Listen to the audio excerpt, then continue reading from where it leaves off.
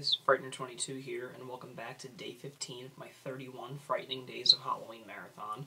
Tonight we're hitting the halfway point of the month, so this is actually pretty exciting. We're almost halfway through the entire month, and every day just seems to keep getting better and better.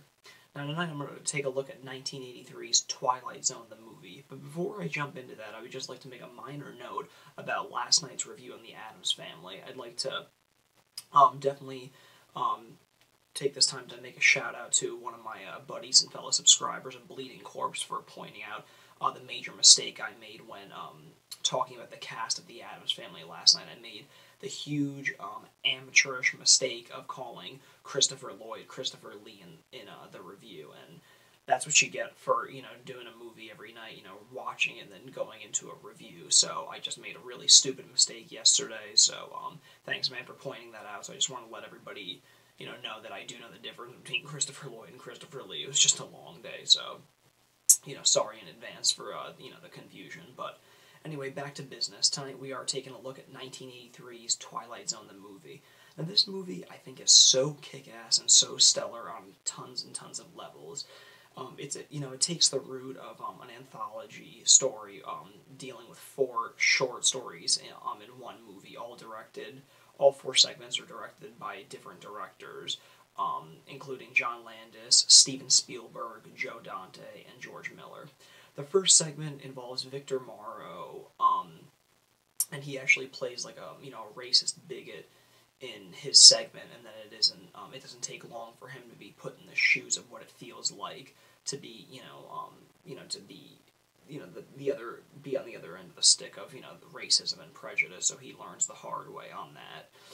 The next segment is directed by Spielberg, and it's about a group of elderly people living in a retirement home that just want to capture that, their youth one last time by the help of an elderly gentleman and a magical tin can.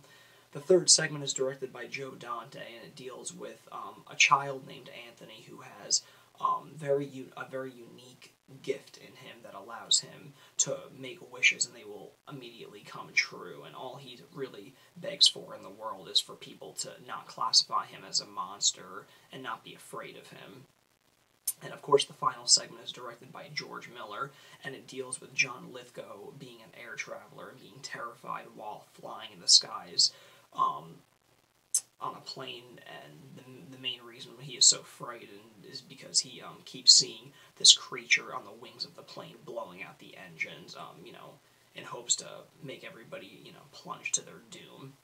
Now this film, as I said, is really stellar on many levels. I mean, just based on the directors that are attached to this film, I mean, that in itself just shows, just how powerful the name Twilight Zone and just just like the longevity of like how far it's gone that have just attracted so many interests in so many huge Hollywood talents for especially for all 4 of these great directors to come by and their talents collectively and put all their efforts into making a Twilight Zone movie.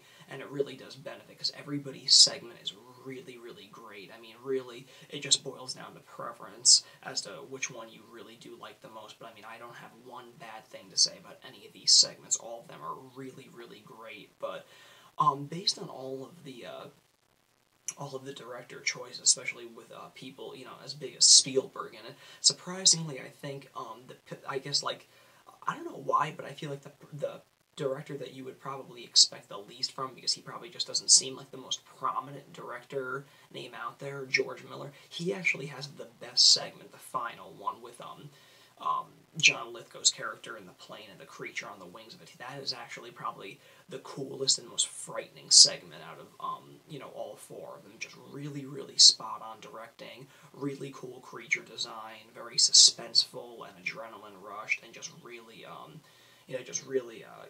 compact and claustrophobic being on that plane and seeing these lightning strikes and howling winds attack this plane and just put it all into anarchy and 20,000 feet in the sky.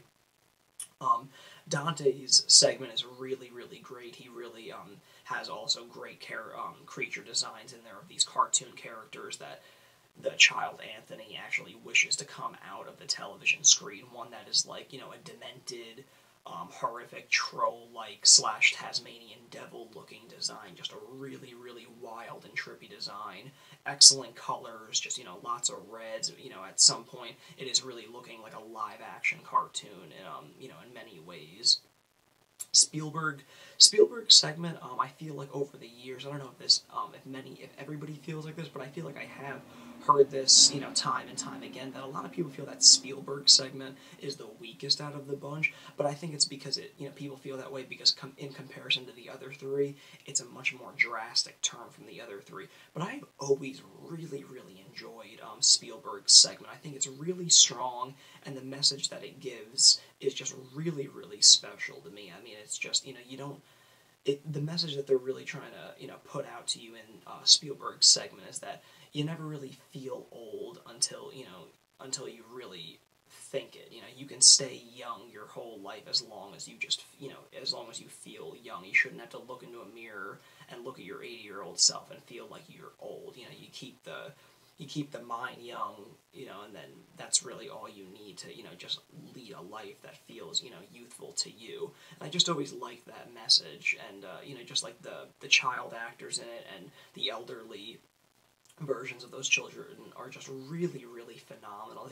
Spielberg really garnered some really fantastic talent and got a really emotional, struck a real emotional chord in that segment. So I've always had a really strong personal soft spot for that. And of course, John Landis' segment, starring Vic Morrow. I mean, although his segment is actually really, really, really incredible. I mean, that segment specifically has probably garnered the Twilight Zone movie more of this stigma about the tragic and untimely death of Vic Morrow on set of this film.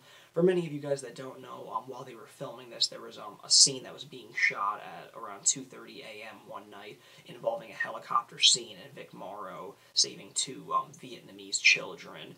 So, as the story goes, a stunt went tragically wrong, decapitating Vic Morrow and killing the two child actors. Long story short, John Landis and the whole production team were brought up on charges of involuntary manslaughter, which they pleaded not guilty to, and ended up winning the case of being not guilty. And it is incredibly tragic and whatnot. And I think it's a real shame that a movie this great over the years has just really a lot of people just really recall it for that stigma of that tragic story. But I don't think as tragic and as untimely as those deaths may have been, I don't think that the Twilight Zone movie should be remembered greatly just because of that tragic incident. I don't think it's wise to always dote on just the tragedy and the horror of that incident. I think that this is a film that should really be rewarded for its achievements and wonderful storytelling that these four directors really gave, and it just it really is just a really phenomenal film and just piece of filmmaking thanks to these four great talents, and of course the great casts that they all gathered together for each of their individual segments. And of course you also have a great opening prologue and an ending scene that involves Dan Aykroyd and Albert Brooks, if I'm not mistaken. And there, just that opening prologue really sets a really, really great tone before you get into the four segment anthology of it. Just really, really great. Dan Aykroyd, in the 80s, Dan Aykroyd owned, and in my opinion, Dan Aykroyd will always own. So it's really cool to see his small minor appearance in there. All that said, guys, if you guys haven't checked this out, I think that this is crucial viewing, especially around the Halloween season, especially if you're a Twilight Zone fan from the television show. Definitely bust this one out this Halloween season and enjoy it for, all the fun that it has to offer.